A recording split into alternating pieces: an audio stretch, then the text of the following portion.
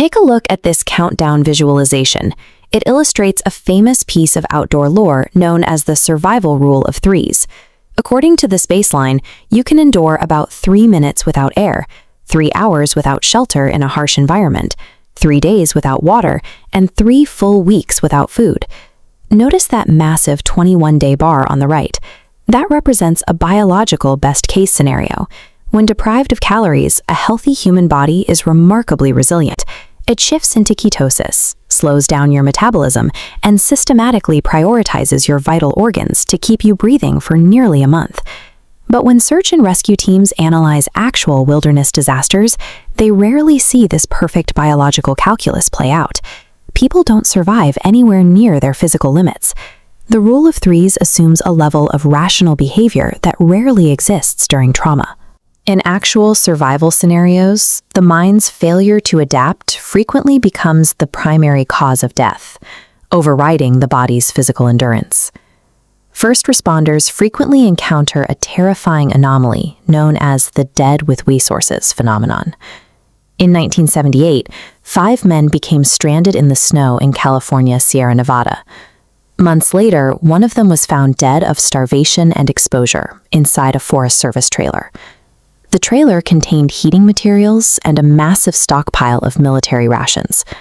The food was completely untouched. He didn't run out of metabolic fuel. An acute psychological dysfunction overrode his most basic instincts, preventing him from opening a simple can of food to save his own life.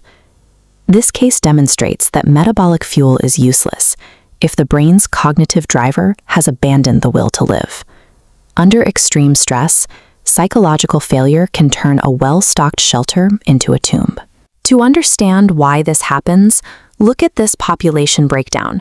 Psychologist Dr. John Leach analyzed human behavior in sudden disasters and found a remarkably consistent pattern. Only about 10% of people immediately assess a threat and act rationally. Another 10% become hysterical. The remaining 80% experience behavioral inaction. When catastrophe strikes, the brain frantically searches its memory for a previous script on how to react. When it can't find a match for the trauma unfolding in front of it, the cognitive load becomes too heavy. The mind is overwhelmed, and the body literally freezes in place. Look at this image of the Boeing 737 that caught fire on the runway in Manchester in 1985.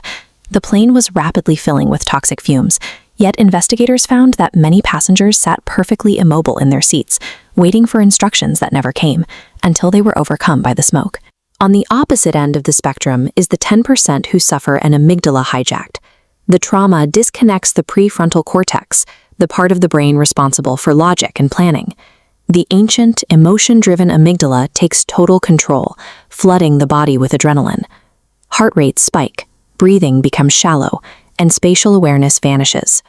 A person in this state will drop their supplies, run aimlessly into the dark, and exhaust their energy reserves in a matter of hours. The evolutionary drive to fight or flee becomes a fatal error. If a person survives the initial shock or panic, a secondary, much quieter psychological threat sets in. Medically, it's called psychogenic death. Informally, it is known as give-up-itis. This glowing schematic shows the anterior cingulate circuit, a frontal subcortical area of the brain responsible for motivation and goal-directed behavior. Under inescapable severe trauma, this circuit physically malfunctions and shuts down. The victim entirely loses the intrinsic desire to preserve their own life. This clinical decline moves through 5 stages, starting with social withdrawal and ending in psychic akinesia, a state where the victim becomes insensitive even to extreme pain. Researchers have found that once a person reaches this final stage of total mental defeat, the body often shuts down completely within 3 to 4 days. Look at this historical photograph of survivors adrift at sea. We know exactly what psychogenic death looks like because of accounts from overcrowded lifeboats during World War II. Victims would suddenly become silent and stop moving. One survivor recalled watching 4 people perish, noting they didn't cry out or struggle. Their heads just fell back, the light seemed to go from their eyes, and they were gone. There was no organic cause for their deaths. They possessed enough physical reserves to last weeks, but the loss of the will to live extinguished them in days. True survival is almost entirely a battle for cognitive control. To make it through a disaster, you have to manually reboot your prefrontal cortex and force the rational parts of your brain to override the ancient ones. Experts train for this using a protocol called STOP. The first step is to sit. You have to purposefully halt the frenetic, adrenaline-fueled movement that leads to injury and panic. Next, you think and observe. You force your mind to logically evaluate your surroundings, locate hazards, and inventory your resources. Doing this requires conscious mental energy, which pulls power away from the panic-stricken amygdala and breaks your autonomic tunnel vision. Finally, you plan. You choose one immediate, achievable task. It doesn't matter if it's organizing your gear or gathering dry kindling. Executing a single goal-directed behavior triggers the release of dopamine. That chemical reward restarts your anterior cingulates, or ET, effectively curing behavioral paralysis and give-up-itis. Now, look at this standard survival equipment checklist.